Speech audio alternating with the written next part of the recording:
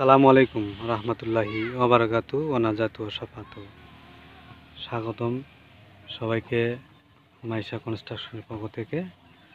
আজকে আমরা মালিক স্যারের সাইটে কলাম ঢালাই করলাম, এখনো শেষ হয়নি। শেষের মধ্যে 4টা কলাম ভিউয়ার্স আপনারা দেখতে পাচ্ছেন। 4টা কাঠের শাটারিং করে সুন্দরভাবে অ্যালাইনমেন্ট করে সঠিক ওলনে সেন্টারিং করার পরে আমরা কলামের কাস্টিং শুরু করেছিলাম। একটা বিষয় সবাইকে জানিয়ে রাখি, সেটা হচ্ছে কলাম কাস্টিংয়ের নিয়ম হলো, যেটা গ্রেটেস্ট যে নিয়মটা, কলামের পুরো হাইট যা আছে সেখানে 50% করে কাস্টিং করা উত্তম।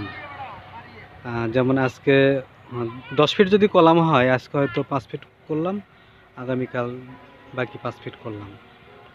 এবং এটার সঠিক নিয়ম হলো শাটারিং 48 ঘন্টার পরে খোলা। তবে আমরা অনেক জায়গায় দেখতে পাই ঢালাইয়ের পরের দিনে মিস্ত্রিরা খুলে ফেলে।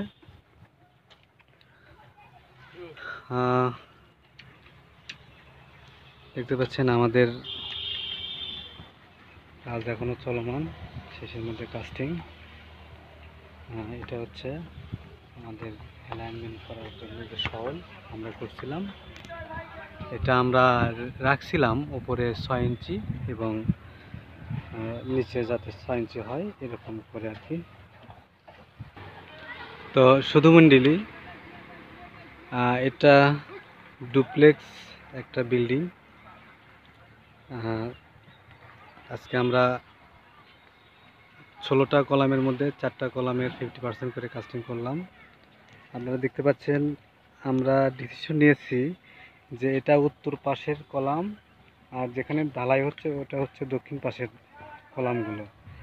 তো আমরা আগামীকাল চিন্তা করতেছি যে এই উত্তর পাশের কলামগুলো আমরা কাস্টিং করব, শাটারিং করে কাস্টিং করার আমাদের প্ল্যানিং আছে। তাহলে আমাদের 4 কর্নারের 4টা 10-12 কলামগুলো আমাদের কাস্টিং হয়ে যাবে। তো সেক্ষেত্রে আমরা এই 10-12 শাটারিংগুলো আমরা পরে 12-12 জন্য পরে রেডি করতে পারবো। এটা একটা আমাদের পলিসি। তো ভিউয়ার্স দেখতে পাচ্ছেন আমাদের সাইটে একজন ভাই উনি যথাযথভাবে কিউরিং করতেছেন। বাউন্ডারি ওয়ালের গ্রেড বিম সঠিকভাবে সঠিক সিকোয়েন্সে উনি কিউরিং চালায় যাচ্ছে, এভরিডে এভরি মোমেন্ট। একটা বিষয় আলাপ করে রাখি, পানির নাম জীবন আমরা জানি। এক্ষেত্রে এটাও একটা বিষয় যে আমাদের কনক্রিটের বিল্ডিং, এদের পানিও এদের আর কি জীবন আর কি বলা যেতে পারে। সুপেয় পানি,